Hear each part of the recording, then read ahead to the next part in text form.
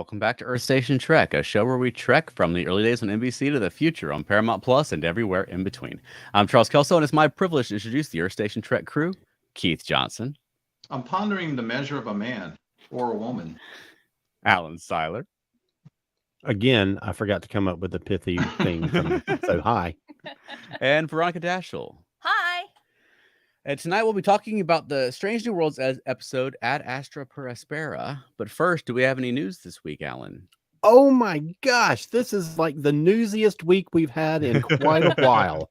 Awesome. So, first of all, for the folks who live in Atlanta, Georgia, or the Southeast, our local mega convention, Dragon Con, has started making announcements of actor guests. The big ones for us being 5 so far Star Trek guests, 4 of them from Strange New Worlds. We have Anson Mount, Ethan Peck, Celia Rose Gooding, Christina Chong, and George Takei. Yay! I've heard of all of them. Yeah. Have you? I That's have. excellent. I'm so glad. I am super excited to be seeing all Yes. these folks. Mm-hmm. Absolutely. Second, and this is a biggie, one of the most popular Star Trek novels ever written is called A Stitch in Time. It was written by Andrew Robinson, who, of course, as everybody knows, played a very, very particular character on Deep Space Nine, a tailor. But was he just a tailor? Was he more than a tailor? And a new audiobook is coming out. I mean, this book is 30 years old at least. And a new audiobook is coming out. No, it's not at least. It's only 20 Around something 20 old. years old. Yeah. I don't know what the hell I was thinking. But a new audiobook is being released, being read by Mr. Robinson himself. It will be released on August 1st by Simon & Schuster as part of the DS9 30th anniversary celebration. Mm-hmm. And this is like a So holy exciting. grail of Star Trek audiobooks. Everyone's been Yes. clamoring for this book on audio, read by Andrew Robinson for Yes. years. And so it's delightful that that's going to come out I finally. mean, Garrick being one of the most popular Star Trek characters ever. Mhm. And to hear Andrew Robinson read the book, and of course it's written as Garrick is sort of a first person thing. Garrick is writing a letter to Bashir telling him all this stuff. So this is basically going to be Andrew Robinson in character as Garrick Mhm. reading this novel. I am so excited. It's going to be amazing. Yeah, and Yeah. telling his life story. Yes. And I haven't read the book in many years. I have a copy, but Yes. it's great. I mean, it's One of like Ducat is in it. Like his whole history with Ducat. It's good. One of the most moving scenes in all the Trek history for me is a very short one. It's in Deep Space Nine. Spoilers. It's the one where everybody they're in the prison camp, and it's when Ducat goes to visit his father, Anabrantane. And when Anabrantane talks about their childhood, and he says, "Do you remember that day?" And it's heartbreaking when Garrick says, "It was the only day." Mm. One day in his life where his father came close to showing him anything approaching love. I'll never forget Anabrantane says, "I was very proud of you that day." Right. And that was like the only thing he ever got from the man, who man at one point said, "I should probably kill you because you're a liability, because you're a weakness for me." Right. So I agree with you. I'm really looking forward to that because there's just some of the most incredibly emotionally engaging stuff I've ever had around Garrick. Mhm. Next up, IDW is releasing a new series focusing on Picard's Academy days. Mhm. Here's the description. Before becoming the Federation's finest, Jean-Luc was an ordinary student at Starfleet Academy with sights set on the stars. His path forward was charted: blow his classmates out of the water on the infamous evasive maneuvers exam and graduate early. But there's a detail Cadet Picard hadn't factored into his plan. The exam was a group project, and he'd need to make friends with people if he stood a chance of passing. Federation starships aren't run by a party of one, after all. So this new series is being written by New York Times bestselling author Sam Maggs, who is known for his work for Star Wars Jedi Battle Scars and Marvel Action, a Captain Marvel novel. And the first issue is being released in September. So that's kind of interesting that the TV franchise is going to a Starfleet Academy show sometime in the future, as is the IDW. And this is spinning off, of course, of the enormous success of the Star Trek Picard series. So, Right. Yeah, absolutely. By series, I think you mean enormously successful season 3. I wasn't And realizing that season 3 carries the first 2 seasons along with it and made the whole thing very successful. I'm curious, in the TNG episode, The First Duty, where we meet Boothby, and Picard goes to Boothby and thanks him for basically saving his Starfleet career. And we never know what that was. And of course, Picard does that for Wesley. I'm curious if they're going to adjust that because they never said what Picard did. Boothby just said, you knew what to do. You knew the right thing to do. I just had to remind you to do it. I've always been curious what that was. Yeah. Well, from what I read, Boothby is supposed to be in the series. You'll at least see him. So he'd have to be. He'd have to be. Exactly. There's no way he couldn't be. Right. So speaking of the enormous success of Picard season 3, in a recent interview, both Patrick Stewart and LeVar Burton have gone on record as saying how much they want a new next gen movie. And now that Paramount Plus is getting into the Star Trek movie business, televised movie business, that's certainly a possibility. Mr. Stewart said, I think we could do a movie, a Picard-based movie. Now, not necessarily all about Jean-Luc Picard, but about all of us. And to take many of those wonderful elements, particularly from season 3, even he thinks season 3 is good, of Picard, and take out what I think could be an extraordinary movie. I keep telling people and mentioning it, and so far there's been no eager response, but it might well happen. And that would be, I think, a very appropriate way to say, and goodbye, folks. And Burton chimed in and also said that for the most part, he thinks that the whole cast feels that same way. But he also added about season 3, if this is indeed it, I don't believe we could possibly have gone out on a better moment for the crew and for us as a family. Yeah. Isn't that sweet? Yeah, I wouldn't say no to a new next-gen movie.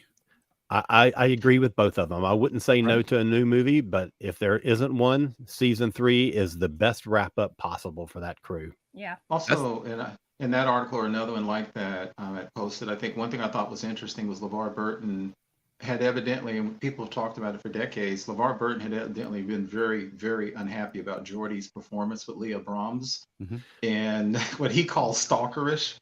So as you say, Alan, he actually insisted when they first approached him that he wanted that addressed. He wanted Geordi to have a healthy relationship. I think that's very cool that he felt good about that. Absolutely. And it's funny, I saw an interview with Anson Mount just today where he was saying that, hey, if negotiations break down with Chris Pine, we'd love to do a movie. Like everybody's I'm okay with all of it. Everybody do a Star Trek movie. I'll watch them all. Absolutely. Could we be a 24th century podcast crew in a new movie? We could do that. We'll do a movie. Yeah. It'll be as big budget as all the other movies. You just wait to see us. You just wait to see us with all the special effects and all the lens flare. Oh, it's going to be glorious. And one final news story, and that is, we just mentioned her a moment ago, Christina Chong has released a new single. It came out the same day. I mean, this is perfect timing. The same day that season 1 premiered. I'm sorry, episode 1 of season 2 premiered. And it's called Twin Flames. And she co-wrote it with a friend. And it is a fantastic song. It's kind of a poppy jazz, kind of a smoky thing. It's really cool. Twin Flames. So I would go look that up on Spotify if you have not heard it yet. It's very short. It's less than 3 minutes, but it's a very good song, and I hope everyone goes and listens to it. Awesome. And that is the news report for this week. And Keith, do we have some This Week in Trek this week? Yeah, I got a couple quickly on the jump back on the 18th of June 1990. this was a big one, was the debut and the premiere of the first of a two-parter called The Best of Both Worlds. Oh, Yay! I've heard good things. Yeah, and boy, did everything come from there. Such an incredibly relevant and seminal episode, because one is, as for those who don't remember, there was a time when shows, well, we're doing that now, shows went away and you didn't know anything until the summer. Patrick Stewart honestly didn't know if he was coming back to the series. He was in negotiations at the time. And so at the end of one of the most exciting, if not the most exciting cliffhangers ever, when Worf is told by Riker, Mr. Worf, fire. And then you hear that great music and it says to be continued. Honestly, Patrick Stewart himself didn't know if he was going to come back. Right. And so we could have picked up again with Captain Riker of the Enterprise, which we saw in at least one alternate universe in the episode Parallels, where Worf kept jumping all over the place. It wasn't going well. I know, right? Another one on the 19th of June, 1968, final day of filming, they put it in the can for an episode called Amok Time. Awesome. Yeah, speaking Great about episode. Spock. Yeah, it's almost impossible to talk about the original series without looking at something that's seminal, and it's like, oh, this sets the stage for everything else. Sorry guys, I'm having a little bit of video problems here. Also, on 1960, on June 19th, final day of filming of Amok Time. This is funny. On that same day, they started filming the Enterprise incident. Okay. Another episode dealing with Spock. Yeah. Which is two fairly good middling episodes, Yeah, right. The 20th of June, 1967, they started filming another. This is all OS stuff. When you look at informal polls and people say, what Star Trek episode would you most like to see become a motion picture? This one tends to win all the time, and that's the Doomsday Machine. Okay. Both because of the science and the action and all the great, lines like "Gentlemen, beam me aboard" and all the stuff that Scotty does. At the time, I read a quote where they said, "We thought we had just put together a pretty good episode." They did not know what that episode was going to become. Yeah. Which I think is amazing. And then the last thing I have here is, well, two things. On 22nd of June, 1966, we had the first day of filming of what became the first episode of Star Trek to ever air. It was The Man Trap. Okay. Which, with the famous salt vampire. Right. Ironic about that show, it wasn't Gene Roddenberry's favorite. It wasn't the producer's favorite. Gene Roddenberry hated the music. And one of the reasons that Gene Roddenberry disliked that show as the premiere is he said it came off like a very typical horror science fiction show. Right. Not what I wanted Star Trek to be. Yeah. And then the very last thing, on the 22nd of June, 1966, was the last day of filming of The Enemy Within. Oh, wow. The first of the famous transporter accidents. Yeah, absolutely. That started the whole, do you want to use a transporter? The one that split Kirk into two halves, good and evil. This is a good time of year for Star Trek episodes. Absolutely. Old and new. Yeah, absolutely. Yeah, that's the week in Trek history. All right. Well, if you're listening on the audio podcast, we'll take a quick break right here and promote a fellow ESO Network podcast show. But don't go away, because we'll be discussing the Strange New Worlds episode, Ad Astra per Aspera. And if you're watching with us live, stay tuned, because we're going to get right into it. Veronica, you want to give us a spoiler warning for this week? Boop, boop, boop, boop, boop, boop, boop, boop. Spoilers. The dog was looking at you like, "Whoa, what are you doing?" I was just thinking for a spoiler warning, we should have the little bell with the little hammer that they ring to get court in session. That'd be awesome. Absolutely. Yeah, we're talking this week about Ad Astra per Aspera, the second episode of season 2 of Star Trek Strange New Worlds. And I got to say, man, this is a great episode. Holy smokes. Very good. We were saying in last week's show that when they finally get around to addressing Una and Pike, we hope it's a courtroom drama. Mm-hmm. Buddy, we got a courtroom drama. Yeah. And I've said on the show forever, I love Star Trek episodes where they're in a room talking. Yes. And just tell a great sci-fi story. And I thought they did a good job of that here. And I've been saying about, the Una thing, like, yes, do a courtroom episode, but use it, to attack Starfleet and the Federation's prejudices that remain. And that's exactly what they did. Oh, they made it God. analogous to a lot of different prejudices that we're facing here on Earth. Oh my God. I have many times, honestly, as you know, I've commented on new Star Trek because I feel it's sometimes too heavy-handed, is that they don't understand subtlety. Right. Charles, I agree here because they did Star Trek the best way Star Trek does it. They 100% address prejudices that we can Mhm. all relate to in any Mm-hmm. time period, but Right. you didn't do the bump bump on the head in how they Mm. do it. That's an incredible tightrope to walk, and they pulled it off Mhm. just incredibly well. Mhm. I have a shocking comment from my buddy Adam Levinstein, who says Hey, this Adam. episode knocked Strange New Worlds over DS9 for me. I don't Ah, say that lightly. oh, Strange New Worlds has dude. been absolutely fantastic from start to current. Come on, Wow. Adam. Dude, You can't compare one episode against Move Along Home. Come on now. stop. Yeah. I thought they Yeah. did a good job in this episode of weaving in, Yeah. into the dialogue things like Mm-hmm. passing, or things like finding a friendly doctor, or things like I mean, just the different things they worked in, where you could look at it as, I mean, a lot of different people who were being subjugated and people who were facing, prejudice today. You Yeah. know, Yeah. And the thing about passing, as you all know, as you all probably know, passing is a term in the Black community and has Mhm. been for centuries. And it refers to, for us, it refers to Black people who are so light skinned they could pass as other. right? Yeah. Now, most people would Right. say they passed for white, but most of the time they didn't. They would say something like, "Oh, I'm from Italy or Greece." Mm-hmm. A lot of American yahoos go, "Oh, okay, whatever, Greece. That makes sense to me." And for a long time during slavery and even after slavery, some Black people, not a whole lot, but enough Black people would pass Mhm. because, frankly, there's a choice of, do you want to be subject to Jim Crow and racism and hatred, or do you want to have a better life?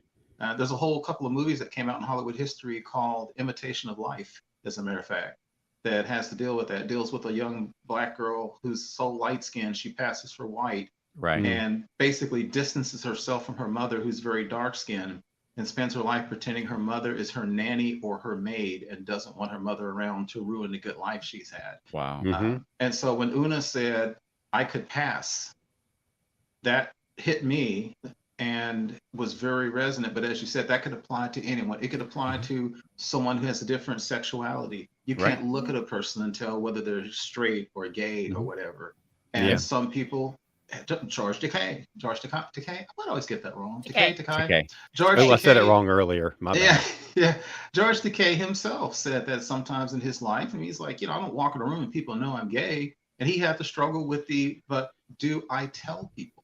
And is Right. it their Right. business, And am I Yeah. hiding it if I just don't say anything about it? So that Yeah. was a powerful moment. Yeah, Mhm. and I was going to say, as you were saying that whole Mhm. thing there, that passing is certainly a term in the gay community as well, and not Really? so much now, but much more so, earlier on in the civil rights struggle, and Really? I was really I've been wondering where the name Chin Riley comes from. And I was Mhm. hoping, and it may have been in the novels from where the name comes. I don't know, but I was just wondering in this episode if they would talk about, like, if that was an adopted name, like the family took on a name in order to pass, because a lot of Jews fleeing the Holocaust took on different surnames in order to Yes. pass. Yes. And Right. I'm just wondering if that's where Chin Riley comes from. That's interesting.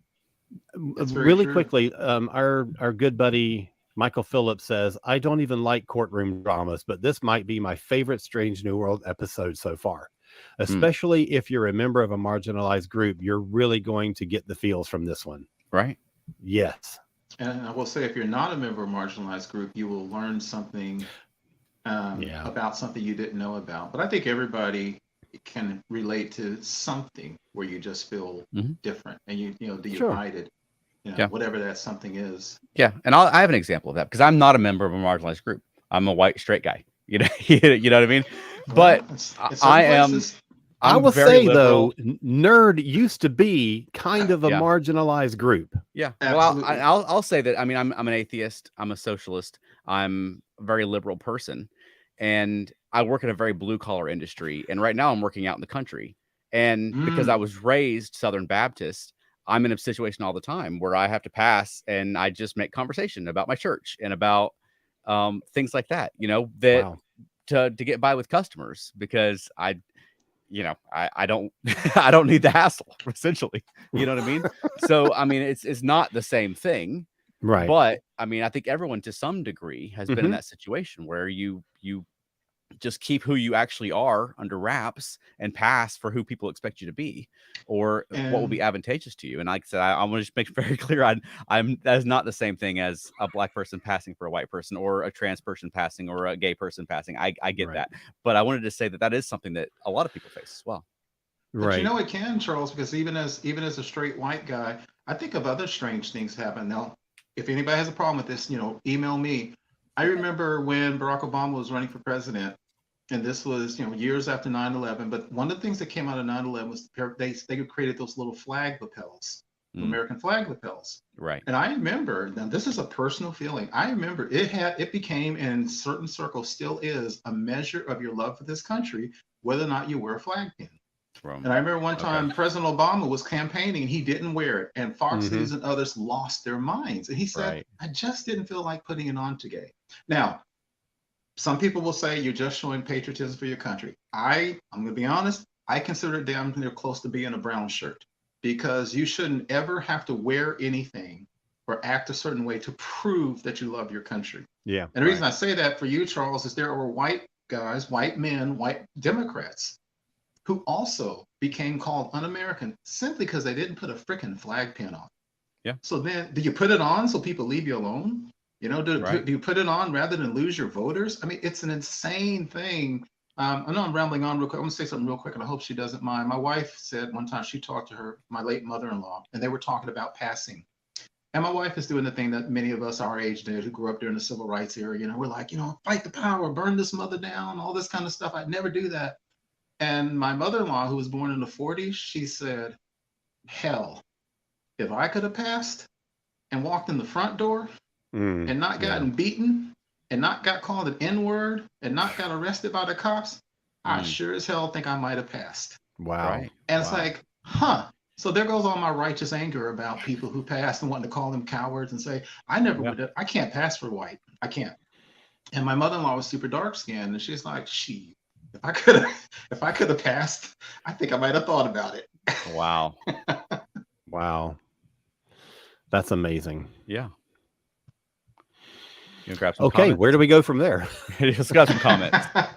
Yeah. Matt Sweatman says, if I had to Matt. find fault, and that's a stretch, I would say that the Starfleet regulation that exonerates Una felt a bit deus ex machina. I can't even get that word out. But at the same time, though, I will say that I think that the way that the episode was written, Mhm. and this might be a little contrived, but the way that the argument resolved itself, where she got Una to tell that story, and Yes. every piece, and when she attacked April, all those things fed into Yes. her final argument of Starfleet Regulation 8314 or whatever it was, and she illustrated every point of that law Yeah. with things that had happened in the courtroom, and I just thought that was so good. Yeah, I thought the defense attorney, I mean, she knew exactly where she was going Yeah. the whole time, even Yep, although we, yep. the audience, didn't. So when she finally revealed it, I thought it was a big moment. And I mean, I think she's every good as like a Samuel T. Cogley. She Yeah. didn't go the extent of locking everybody in a starship that was plummeting into the atmosphere. But I mean, she had that courtroom theatrics, where she had Yeah. her plan. She Yeah. established it quietly over the course of the episode, and then revealed it dramatically at the end. And I thought that was great. Yeah. I want to add, and I hope I don't mess the name up, but the actress Yetida Badaki, Mhm. phenomenal. Great. She really was. My God, she was so good. I had never seen her before, so I had to look her up and realize I think she starred in American Gods, Yes. among other things. And I agree, Alan. She was incredible. Jeez. The barely veiled contempt that she had for Una, Mhm. which again, as a black man who's had these conversations about black people who pass, or what we call selling out, I got it. And then she did some really great subtle acting when Una told the story about how she got her leg broken defending her cousin, which Yeah. she evidently never knew. There was this little look in her eyes like, I didn't know that. Yeah. Hmm. And I thought that was amazing. God. Yeah. Everything about really this good. episode was just. Yeah. She's apparently a giant Star Trek nerd as well. Yeah, they're Is talking she about on the really? ready room. She kept blowing Rebecca Romaine's mind with how much she knows about Star Trek. Seriously. Shut up. Yeah. That's Ah, awesome. That is Yeah. so neat to find out. And I think, Matt, I understand what you're saying, because I actually wrote in my notes, I said, is this a little too contrived that they're going to let her go? Because, there's one thing to flee asylum at the moment you're being attacked. But Right. like Alan, as you said, I think she framed it just well enough Mm-hmm. so that even though she wasn't actively being chased by a mob when she joined the Starfleet, you can Mm-hmm. make a stretch. But she also did something else, and I think that's really powerful about this show. She did something years ago. There was a series in a movie called Paper Chase. Yeah. And there was a scene in the TV series where John Houseman, who started, was talking to someone about the law, and they were basically saying, well, the law is the law. And I thought, Professor, you said that the law should never have emotion. And John Houseman said something I thought was interesting. He said, in the application of the law, yes, there should be no emotion, but in the writing of the law, in the understanding and the detailing of the law, you must have a heart and you must consider situations that are not going to be cut and dried. And what she Wow. did here was she shamed them Yeah. into looking at this certain way. But what I love about it is we know that 100 and so years later, this hasn't been resolved because we got Dr. Bashir. And Right. I love that. This was not a super happy ending. It was the Right. first step. Yeah. I love that. Michael Phil. Sorry, you go right ahead, and then I'll get Mike. I was just gonna say the great thing about where we are in Star Trek now is they can slot this episode in. Yeah. It fits in nicely before DS9. They can always pick Yeah. it up again with Prodigy. Right. And you can continue Yeah. the story Yeah. now. I'm sorry. Go ahead with Michael Phillips' comment. Michael says, I loved Nira. She was a great character, and Yatida Badaki was incredible. All the performances were great too, and the dialogue writing was stellar. Mhm. And then he says he'll stop before he starts gushing. You gush all you want. We will read man. every gush that you send us. I'll tell you another throwback feeling I had. I still think that no series, any series, has approached the original series in the quality of the guest stars sometimes. And in a lot of later series, guest stars are not as important as they were in the original series. I mean, we talk about all the people, Joan Collins as Judith Keeler, and I forget her name, Charles, but in the Metamorphosis, the actress in Metamorphosis and all these others, she playing the lawyer, she was on that level. She reminded me of the days when a guest star came on and just absolutely belonged and dominated, and you will remember them. And that's kind of rare sometimes in Star Trek. Especially Nowadays. for one-off guest stars. I'll say that DS9 Yeah. I think exceeded the original series as far as because they also brought their guest stars back. Right. And so Right. they came back again and again.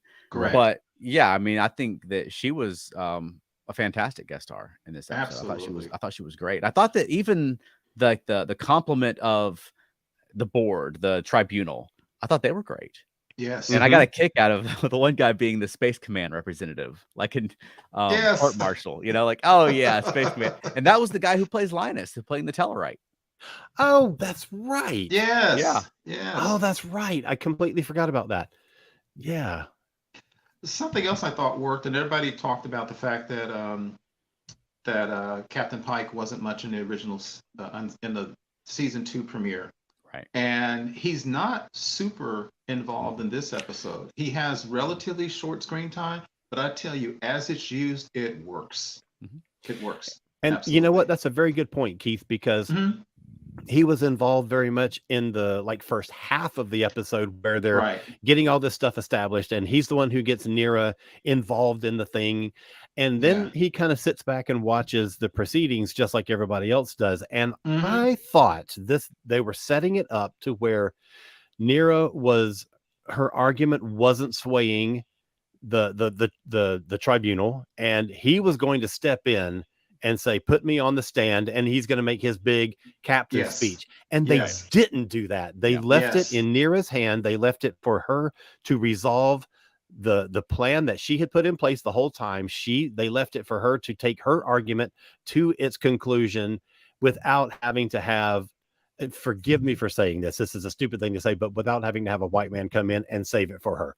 Right. And I thought that was so damn good. It caught me off guard, Alan. I agree with you. After decades of Captain Kirk and even sometimes Picard making speeches, I thought he was going to get on the stage, especially when it was like that all you SHIT moment when they're like, hey, when did he know about it? Ah, crap. Yeah, exactly. Exactly. And when the Vulcan dude says, okay, that was a really nice emotional argument, but it comes down to the law, and you broke the law, and we're going to bust you for it. And it looked like the case was going to get lost. Yes. Let me get a couple of comments.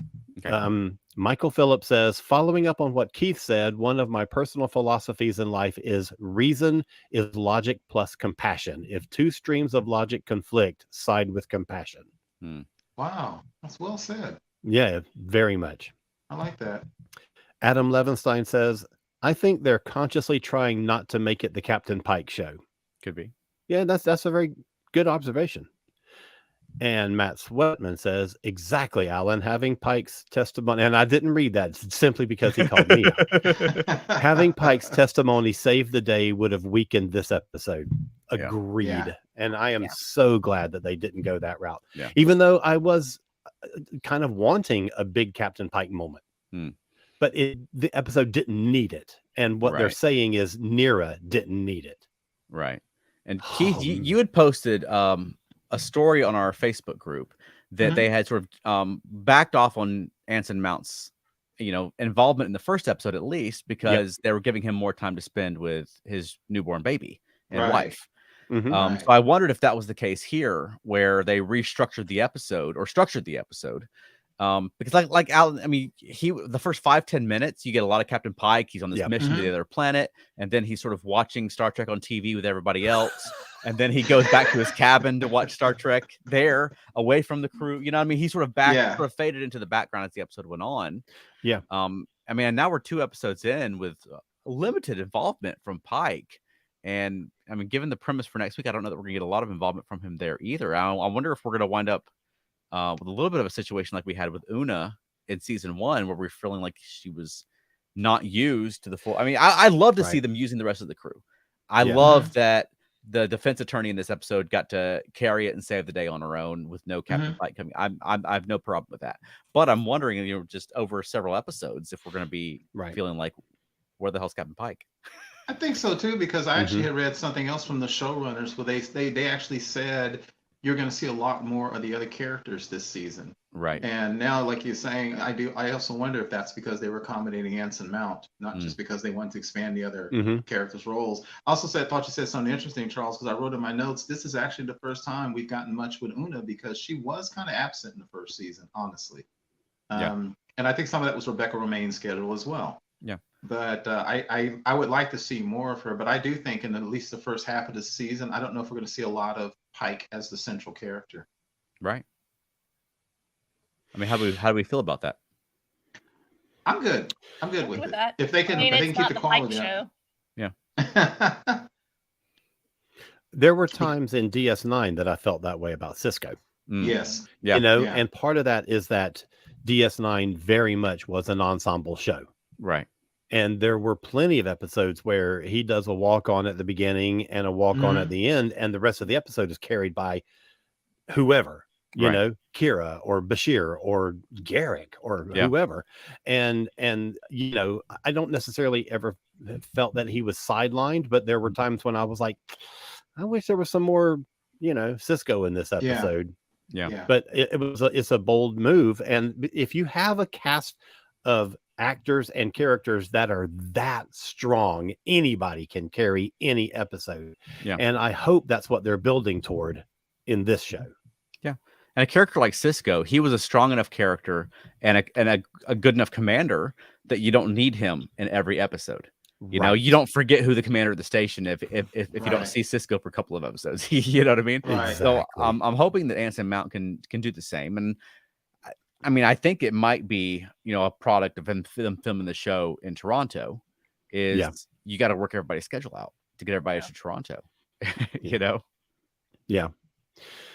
Michael Phillips is saying, one subtle thing that viewers might have missed is that the fight for Una by Pike may be fracturing his relationship with Battelle and his friendship with Admiral April. Mm, Yes. yeah. Yeah. I will The- say I liked the getting a little bit of backstory on April in this episode. Mhm. He didn't just show up to deliver the exposition. You know, you Yeah. find a little bit about how he feels about the characters. You find out a little bit about his command style. And I thought it was really effective that he established that he wouldn't have, recommended Una Yeah. because of the regulations. And she's like, well, how about these 4 times you violated the regulations, the highest Yeah. regulation in Starfleet? You know what I mean? And calling Right. him out on it, because that, it's easy for Starfleet officers to say, this is the law. But I mean, when you're out there, you make your choices. You know what I mean? That's That's right. part of being a starship captain. Yes. Yeah, not to get off on the prime directive tangent, but one of the violations, well, 2 of the violations he did, I've always had a problem with this as well, which is, the prime. Most people falsely think the prime directive pretty much only applies to just don't contact pre-warp societies, but it Right. has other things. Mhm. Because 2 of the things he did, he saved pre-warp societies from basically annihilation of an entire species.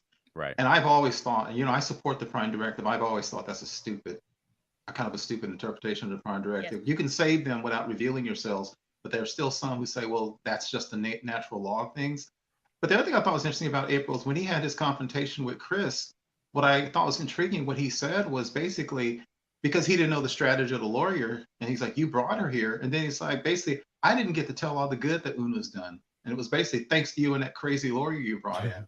Right. So he wanted a lawyer that was going to say, well, tell me why you support her so much once you put her on the ship. Right. And he was upset because he thought the case was lost because he didn't get to offset his statement, I would not have recommended her, with all the great good she's done, which also made the reveal and the strategy of the lawyer even better to me.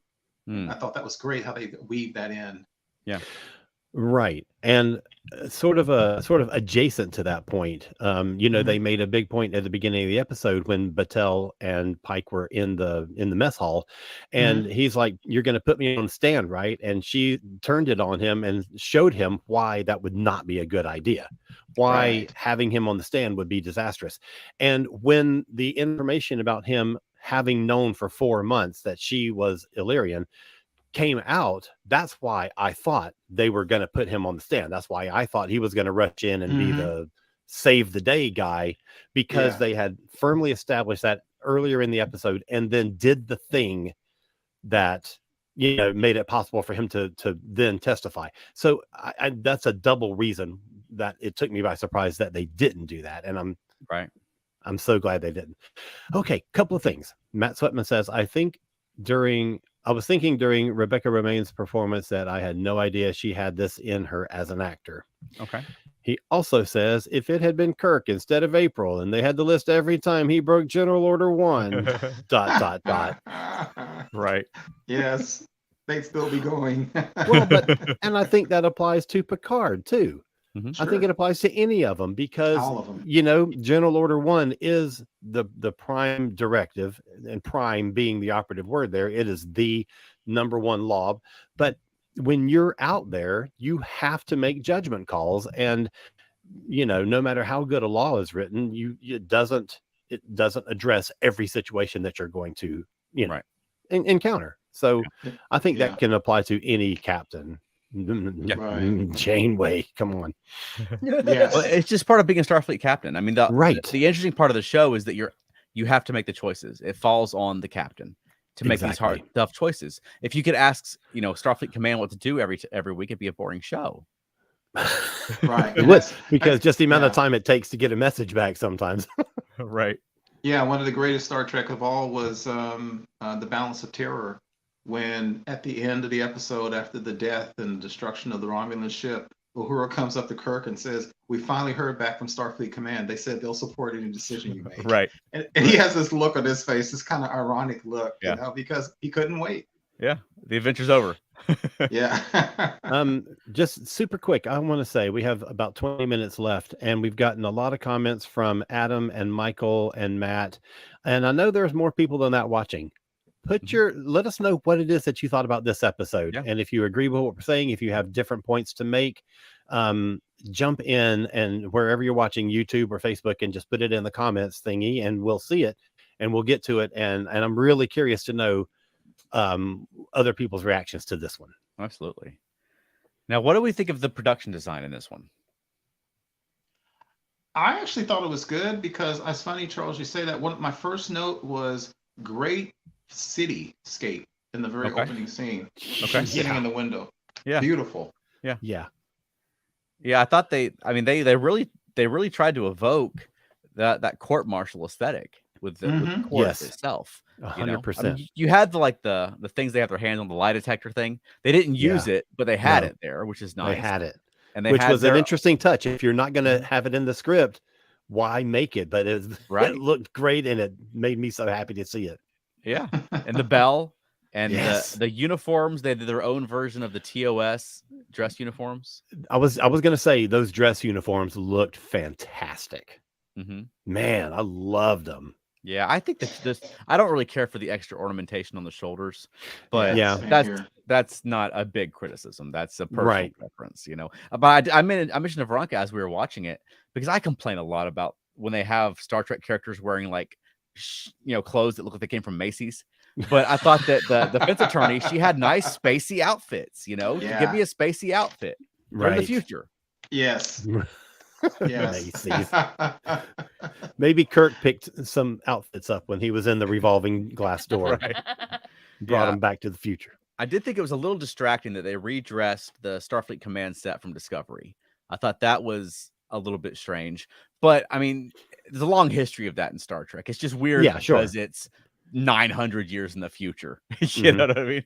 But I liked what they did with it. I liked that they made it look more like a courtroom, and they had sort of the murals or carvings or whatever on the walls.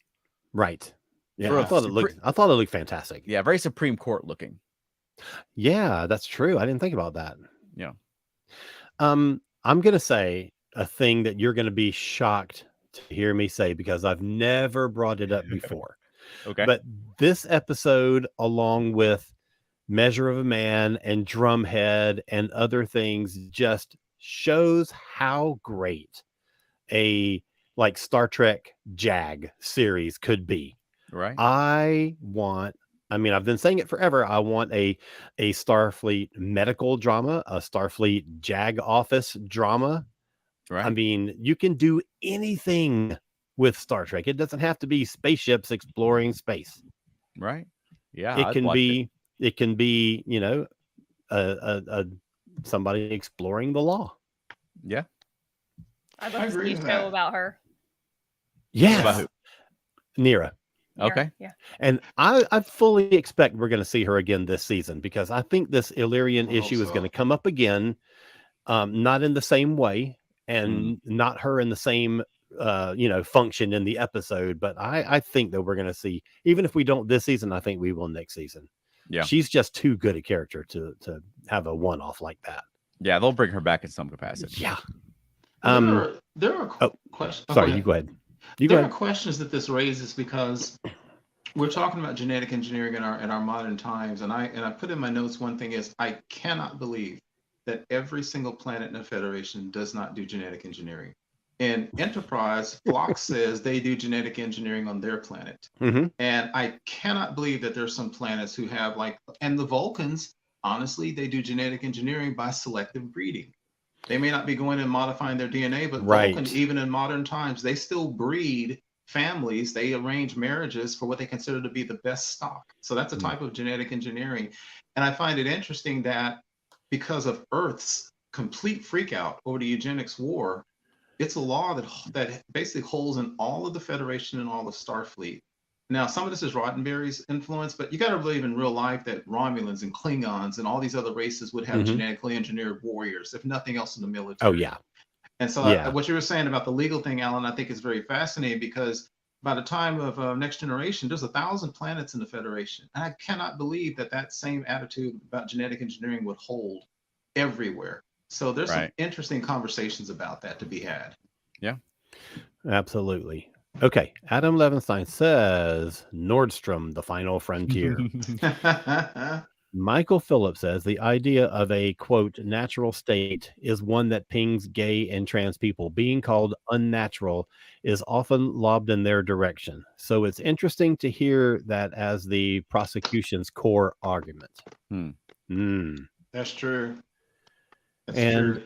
Elaine, hi Elaine, says, Elaine. I loved the scene between Ortegas and Mbenga while they were watching Spock talking to the other Vulcan, and I did like that. And That was Mbenga funny. was able to clock Spock's subtle emotion. And I loved Spock coming over and say, I apologize that you had to witness that outburst. Yeah. I liked it. It was a nice tie-in to Mbenga's original backstory on the original series where he had interned Yeah. on Vulcan. He had a little more Right. insights on Vulcans than, the rest of the crew had. Exactly. Exactly. Yeah. I also thought that the differences between him and Spock, and there's been a lot of conversation about that. I think sometimes people forget that the term logic is not the same as morality or ethics. Logic is a thing. And so Right. you have Mirror Spock who says, terror must be maintained. It is the logic of history. And so Right. logic can, and then you had the guy in Picard who was basically a Vulcan thug, the gun runner or whatever, and he used logic to become a criminal. And so I thought it was very interesting because logic is not a moral thing. And so you can have Spock on one side who uses logic to say Una is needed because the Federation itself and Starfleet will suffer without her. And then you have another Vulcan who says logic dictates that she broke the law. It is important law, and therefore she must go. They are both using logic, even though we know Spock is friends with her. And he said that, which is, I had a very slight quibble about Spock saying, I'm a friend, she's my friend. But anyway, but I thought it was very interesting that logic can be used, honestly, to just support your position. And the Vulcans do that quite a lot. Oh, yeah. Well, and it was Janeway who said to Tuvok, logic can be used to justify anything. Yeah. And she is not wrong. Right. I also want to say that I loved the scene when whatever her name, Christina Chong, goes to Uhura and says, break the law for me because I need to find out a thing. Right. Wow. And Uhura would not do it. Yeah. That was great. Who I forgot to mention last week is now sporting the beautiful green hoop earrings that are so iconic. Yeah. And then finally, I want to get Mr. Eric Watts is saying, I was surprised there was no acknowledgement on Pike's part of Spock having stolen the ship in the previous episode. For me, that was an important conversation that was conspicuous in its absence. Also, where was Pelia? Well, we know that Pelia is going to be a recurring character, not a regular, and she has never met Una, so she has really no narrative part in this story. So I don't mind her not being there this one episode. Yeah. But I was just saying, go ahead. I was just saying on our Facebook group that it would be a missed opportunity if Pike doesn't have a conversation with Spock about the fact that Spock stole the Enterprise to rescue a former crewmate, especially given that that's what Spock does for Pike in the Menagerie. Right. You know what I mean? So Right. I think that conversation has got to be coming. And if it doesn't, they missed the ball on that one. Agreed. I agree with that. I mean, and I don't think it should be like an offhanded comment, like Pike, making a sly, like, oh, I know what you did, 2 episodes ago, that kind of thing. I think, and don't do it Enterprise style where it's like, I hope you don't have to do that for me someday. Wah, wah, wah. Oh, that's funny. Michael Phillips said something I thought was very interesting. He talked about how when you call people certain names, there are slurs for gay people and so forth like that. Yeah. And at one point, Una talked about when terms were hurled at her, augment, Mahdi, and freak. And I know I told this story a long time ago, but I actually said, as being a Black person, of course, everybody knows about the N-word. And I think I mentioned this once before on the show that when I was a young man, I learned that one of the nastiest words I've ever been called was sir. Because I would go to stores where white people obviously didn't want to serve me. And they would say, sir. And it was dripping with so much hatred and venom that the word stung. And I think of that because, the word like Cardi. Okay, what's Cardi? That was Cardassian. And it became, it's, even now people are like, wow, it sounds like a really racist term, Cardi. And I thought, so when they said augment and Mahdi, those words mean something in a really hard way, and I thought that was a good scene there. Oh yeah. Because it's not the exact word so much as it is the intent behind that word. Right. Mm-hmm. And I like when Star Trek, they show us beyond the prejudices we have today, but Yeah, they have their own prejudices that they have to grapple with. You know what I mean? Right. Because absolutely. people are people. You Right. know. But I like seeing that in Star Trek.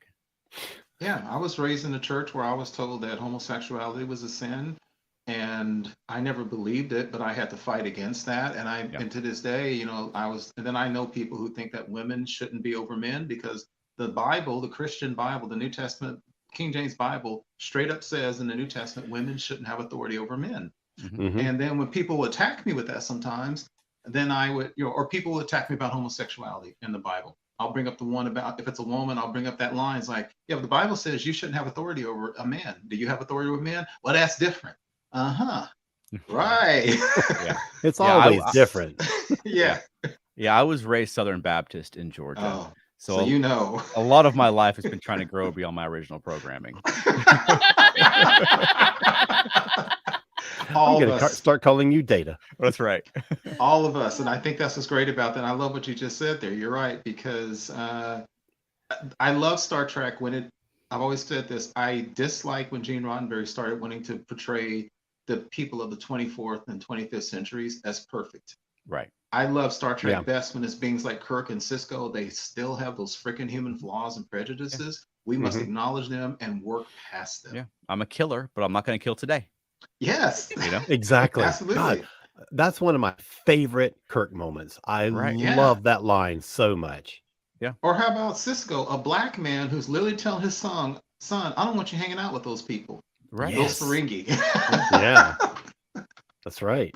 Mhm. Adam says this whole episode was, in my opinion, an allegory about anti-trans laws that are popping up all over the place. Mhm. I think it definitely had that parallel, but it had parallels Absolutely. to like numerous other Yeah. specific prejudice situations that Absolutely. and that somehow like were enveloped into this one really clear and really well developed narrative. Yeah. And I God, it agree was- with you, Adam. But Yeah. another one that occurred to me was the idea of taking their daughter to a friendly doctor to try to get medical care. Yeah. Because Yeah. that's been something with the abortion debate that's been going on, and with Exactly. the abortion laws being stripped away, that has been a real Absolutely. thing in the U.S. You know, I Absolutely. think that there's a lot of, like Alan said, a lot of different, bigotries that are wrapped up in this. Yeah. I mean, Yeah. there were very specific moments where it hit Mhm. the trans thing, and it hit the abortion thing, and it hit the Holocaust, and it hit Absolutely. like the everything. I mean, it hit unjust laws. Yeah, God, like y'all what an amazing. I mean, and this is 55 minutes, and Right. look what it was able to do in 55 minutes. Yeah. Yeah. Jeez. I'll be honest. I love Strange New Worlds, but I thought about this episode what Spock said to Kirk when he talked to M5 and it turned himself off, and Kirk said, "You didn't think I had it in me, Spock?" And he said, "No, sir. I didn't think they had it in them." Yeah. Wow. This was. It was a quantum leap above the quality of a show that I already love. It was Yeah. surprising. It didn't have any of the stuff that sometimes irritates me about the new track shows. I thought it was really good. And again, it's one of the strongest guest stars like you said, the Charles One Shot guest stars I have seen in just ages. The director Just didn't get ages. bored and turn the camera upside down for no reason. That's always good. You know what it makes me think of too? Next Generation started out okay. Yeah. You were fine with it Yeah. at the time because it was the Right. first new Star Trek, televised Star Trek that you had had in, a long time. So you were Mhm. just enjoying the fact that it was Star Trek. As you get down to seasons 3, 5, 6, and 7, you look back and season 1 and season 2 seem really quaint. They seem kind of, we were just trying to make a new version of the old Star Trek, that kind of thing. But Right. when you go back and watch in order, Measure of a Man is the moment where Next Gen takes that big step forward into what it can be. Like, this is the show that Next Generation is going to become. And I Right. feel like Strange New Worlds, as great as it has been so far, and season 1 was incredibly strong, I Yeah. think that this does that same thing. And it's a courtroom drama, just like Measure of a Man was. And it's the Yeah. thing that says, it's almost like drawing a line in the sand. It is like, this is what this show is going to be about. This is how good this show is going to be. Yeah. Or like when DS9 did Duet. And it's like, Yeah. this is a whole different caliber of show that I've been watching, you know? Exactly. Holy cow. Yeah. And then again, what And I they're love talky about it, episodes. They're not action episodes. They're talky. Right. right? And then what I love about it is the true reality is that there's a cadet in that time in that universe. There's a cadet right now who's also genetically engineered, who's applying to Starfleet, who will get turned down because they're genetically engineered, Right. because they didn't solve it for everybody. They solved it for Yeah. one person. Yeah. And the struggle continues. And I kind of love that. Yeah. Mhm. Yeah. Because that's too pat. You know, that's too convenient. If we're like, Yeah. hey, guess what? We solved racism this week. You know what I mean? Good job, everyone. Yeah, it's kind of like in the United States, and people were so upset, and I absolutely get the United States when Bill Clinton was president. You had the so-called "don't ask, don't tell," Right. and you know anybody who thought gay people in the military just not revealing their gay was going to last, nobody Yeah. believed that crap. Right. And so, but the struggle continued. But at the time, as you said, you sometimes have to judge things for the times they're in. At the time, that was a radical move. Mhm. As crazy as that sounds now, it was a radical move at the time. And then we finally Hmm. wake to our sense and go, what the hell? You know, seriously, don't ask, don't tell. That's literally one of the stupidest things. When I heard it at the time, I thought this is the stupidest thing I ever heard of. But I talked to a lot of people and I listened to a lot of pundits and stuff. At that time, that was considered a super radical move by Bill Clinton, Mm. which is kind of insane. And it just shows that, what's that old thing that Martin Luther King quote, the arc of history moves slowly. Sometimes justice is deferred generations, and it sucks. Yeah, and I like the theme in this episode that just because it's the law doesn't make it just. Yes. Right. You know, like just because it's the law doesn't make it right. And I Right. thought Right that was on. great. Now, one criticism I did have of this episode is that, and I know we're running out of time, but Una told that story about her 10-year-old friend and his family who were arrested. And so I want to know, did the Federation arrest the 10-year-old? What happened to that 10-year-old? Yep. We never found out what happened to Ivan. Like, if Ivan is in a Federation penal colony, something's wrong. You know what I mean? Like, that's not the Federation that we know. Well, Charles, I agree. Yeah. So that is a criticism I have of this episode, that Yeah. the Federation shouldn't be arresting 10-year-olds. Now, maybe the 10-year-old gets taken to foster care because his parents broke the law, whatever. But that 10-year-old, I hope, did not wind up in a penal colony. Well, and it's interesting because they wanted, when they redid the charges against Una, they were going to ask for 20 years. Yeah. And I wrote in my thing, I wrote the same thing as you did, Charles. Even with all this stuff, I'm like, my God, the eugenics war has really jacked up Earth. I mean, even if you catch people being genetically engineered, sending them to jail for being genetically engineered, if they haven't like killed somebody or pulled a con, that's nuts to me. Yeah. Nuts. Yeah. So I guess we're gonna see. I mean, we're 2 episodes into the season. I think they're killing it so far. Yeah. Man, I would like to see more They're Pike. gonna top this one. Yeah, I would like to see more Pike as the episodes go along. Yes. I hope he doesn't get backburnered this year. But I'm loving what they're doing so far with the show. Yes. Me too. This has been a great season. Yeah.